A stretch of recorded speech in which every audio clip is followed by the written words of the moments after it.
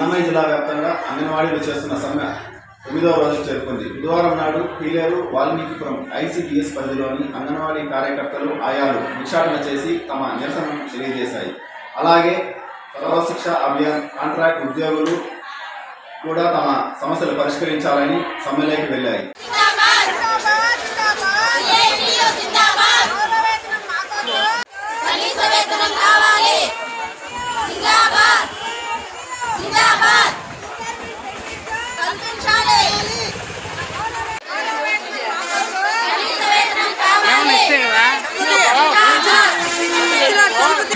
మాట్లాడుతున్నటువంటి జేఏసీ నాయకుల ద్వారా కావచ్చు, మన మిత్రులు కావచ్చు, అందరూ కూడా సమయస్ఫూర్తిగా దయచేసి ఈ రోజు నుంచి కూడా ప్రతి ఒక్కరూ కూడా సమయస్ఫూర్తితో అందరూ కూడా ఎక్కడెక్కడ ఏ అజెండా ఇచ్చినా అజెండా ప్రకారం మనము ఉదయం నుంచి సాయంత్రం కూడా మనం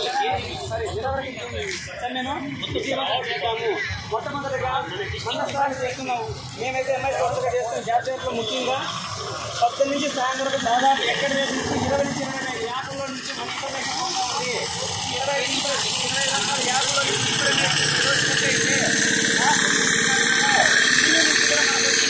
ఎందుకంటే 2 డేస్లో చూస్తున్నారు. ఇది స్పందించకపోతే ఎందుకు మన పక్క ఎదుర్కొంటున్నారు? మనం చేస్తున్న మనకి ఎందుకు తీసుకెళ్తున్నారు? మనలో మనం ఎన్ని సవాళ్ళు ఉన్నా నిలుద్దాం. మంచిగా చెడులు ఉంటాయి, కాదని లేదు. కుటుంబంలో ఎన్ని ఉన్నప్పుడు ఎంత సమస్యలు ఉంటాయి. అయితే ఇంతమందిని మోటివేట్ చేసేవాళ్ళు టీచర్ని మోటివేట్ చేసే కెపాసిటీ మనకున్నప్పుడు మన మిత్రులు మనం మోటివేట్ చేయలేమా అని అర్థం చేసుకోవాలి. దయచేసి మీలో శక్తి ఉంది, సామర్థ్యం ఉంది, టాలెంట్ ఉంది, విజయం సాధించే సోపానం ట్రైనింగ్స్ ఉన్నారు. దయచేసి అందరూ కూడా ధైర్యంతో పోదాము. ఏమీ కాదు, మనం అడుగుతుందే చేయింది.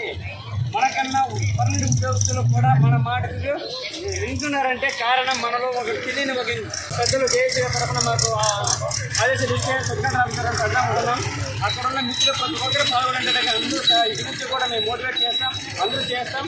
ఎప్పుడైనా సరే రిజల్ట్ వచ్చేంత వరకు ఎగ్జామ్ రాస్తూనే ఉంటాం. ఈ ఎగ్జామ్ కాదు కదా, వస్తూనే ఉంటుంది, వచ్చి తీరుతుంది కూడా. దాదాపు మన 12 సంవత్సరాలు కూడా ఈ రోజు కూడా ఎవ్వరు సమస్యగా శిక్షలు సమ్మె నిర్వహించిన దాఖలు లేవు. అంటే మనకి ఎంత అన్యాయం జరుగుతుందో ఒకసారి గుర్తు చేసుకోండి.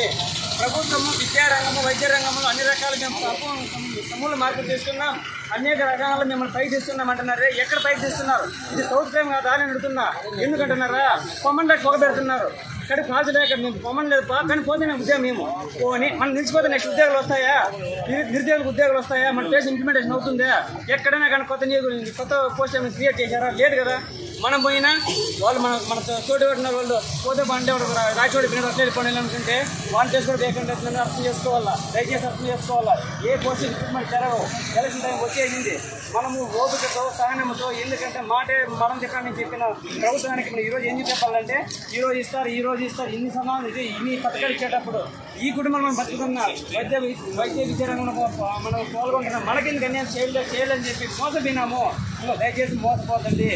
మనల్ని మోసపోతే మన కుటుంబానికి మన కడుపు మనమే కోరుకుంటే అర్థము. ఏ దేశ నాయకులు అక్కడ రారు, ఎవరు రారు. ఇక్కడికి మనమే పోరాడాల్సింది మనమే. మనలో శీఘ్రం ఎవరు రారు. దయచేసి అందరూ సహకరిస్తారని అన్ని రకాలను మాట్లాడండి. వీలైతే ఇంకా టైం ఉంటే సాయంత్రం నాకు మాట్లాడతాను. వీలైన వాళ్ళకి పార్టీలో కూడా మిమ్మల్ని చైతన్యం కలుపుతాను. దయచేసి